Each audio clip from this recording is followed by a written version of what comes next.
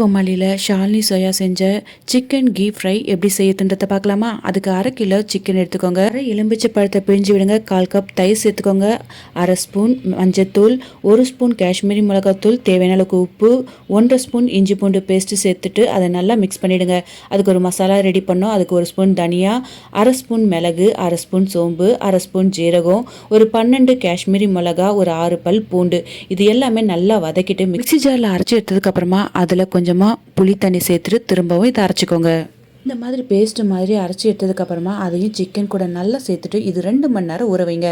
2 மணி நேரத்துக்கு அப்புறமா கடாய் வைங்க. கடாயில் ஒரு 3 ஸ்பூன் நெய் சேருங்க. நெய் சூடானதுக்கப்புறமா 2 மணி நேரம் நம்ம ஊற வச்ச சிக்கனை சேர்த்து அடுப்பை மீடியமில் வச்சு இது நல்லா ஃப்ரை பண்ணணுங்க. இது நல்லா ஃப்ரை பண்ணுற அளவுக்கு நம்ம வெயிட் பண்ணோம். அதில் இருக்க தண்ணி எல்லாமே நல்லா ட்ரை ஆகி மேலே நெய் வர அளவுக்கு ஃப்ரை ஆனதுக்கப்புறம் கடைசியில் கருவேப்பிலை சேர்த்திங்கன்னா அட்டகாசமான டேஸ்ட்டில் சிக்கன் கீ ஃப்ரை ரெடி.